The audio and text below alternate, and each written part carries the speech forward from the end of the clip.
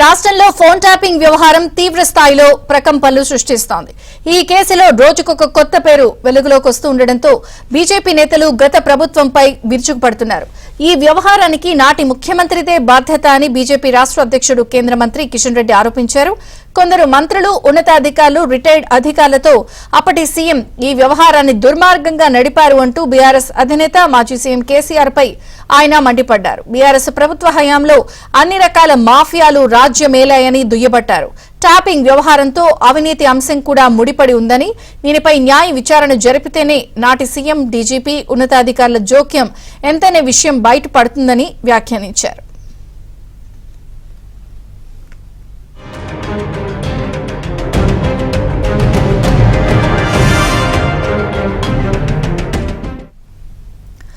BRS హయాంలో తమ party నాయకుల ఫోన్లు, ఆఫీసు సిబ్బంది ఫోన్లను ట్యాప్ చేసినట్లు ఆధారాలు లభిస్తున్నాయని మండిపడ్డారు.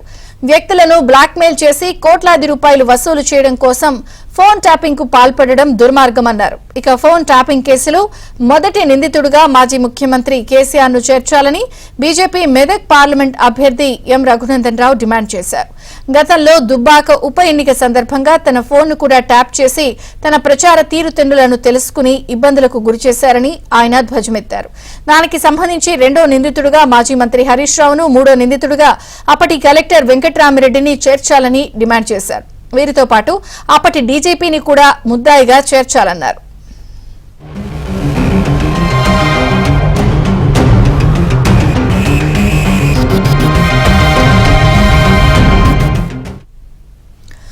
మునుగోడు ఉప ఎన్నికలను బీజేపీ అభ్యర్థి రాజగోపాల్ రెడ్డి ఓటమికి ఫోన్ ట్యాపింగే కారణమన్నారు రఘునందన్ రావు. బీజేపీ నేత బిఎల్ సంతోష్ ఫోన్ ను కూడా ట్యాపింగ్ చేసి కేసుల్లో ఇరికించారని ఆరోపించారు. ఇందులో మాజీ మంత్రి ఎర్రబెల్లి దయాకర్ రావు పాత్ర కూడా ఉన్నట్లు వార్తలొస్తున్నాయని, ఆయన్ను కూడా అరెస్ట్ చేసి విచారించాలని కోరారు.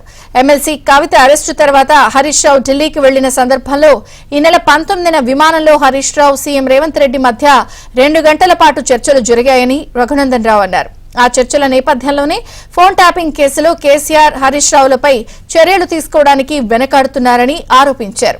కేసీఆర్, కేటీఆర్, హరీష్ రావు పాస్పోర్ట్లను వెంటనే సీజ్ చేయాలని, హరీష్ ను అరెస్ట్ చేయాలని డిమాండ్ చేశారు. ఈ కేసుపై వెంటనే కేబినెట్ తీర్మానం చేసి సీబీఐకి అప్పగించాలన్నారు. హైకోర్టు ఈ కేసును సుమోటోగా స్వీకరించి విచారణ చేయాల్సిందిగా ప్రధాన న్యాయమూర్తికి విజ్ఞప్తి చేస్తున్నానన్నారు.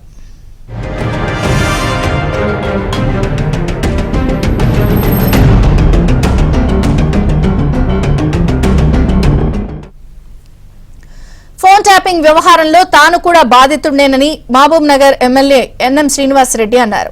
తనతో పాటు తన కుటుంబ సభ్యులు, సన్నిహితుల ఫోన్లను ట్యాప్ చేశారని ఆయన ఆరోపించారు. ఫోన్ ట్యాపింగ్ బాధితులు రాష్ట్ర వ్యాప్తంగా ఉన్నారని, మహబూబ్ నగర్ జిల్లాలోనే వందల మంది బాధితులు ఉన్నారని ఆందోళన వెలిబుచ్చారు. ఫోన్లు ట్యాప్ చేయడమే కాకుండా వాటి ద్వారా ఎంతో మంది వ్యక్తిగత అంశాలను సేకరించి బ్లాక్మెయిల్ కు పాల్పడ్డారని ఆగ్రహం వ్యక్తం చేశారు. ఈ కేసు దర్యాప్తునకు రాష్ట్ర స్థాయిలో ప్రత్యేక సెల్ ఏర్పాటు చేయాలని డీజీపీని కోరారు. ఈ వ్యవహారంలో గత ప్రభుత్వ ముఖ్యమంత్రి, మంత్రులతో పాటు బాధ్యులందరిపై చట్ట ప్రకారం చర్యలు తీసుకోవాలన్నారు.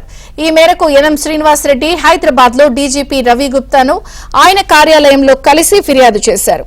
ఎన్నికల ముందు తన ఫోన్ ట్యాప్ చేశారని, అందుకు సంబంధించిన పూర్తి ఆధారాల్ని డీజీపీకి అందించానని చెప్పారు. బాధితులంతా ముందుకొచ్చి పోలీసులకు ఫిర్యాదు చేయాలని సూచించారు. సిపిఐ పక్షనేత కూనంనేని సాంబశివరావు కూడా ఫోన్ ట్యాపింగ్ వ్యవహారంలో దోషులపై కఠిన చర్యలు తీసుకోవాలని డిమాండ్ చేశారు.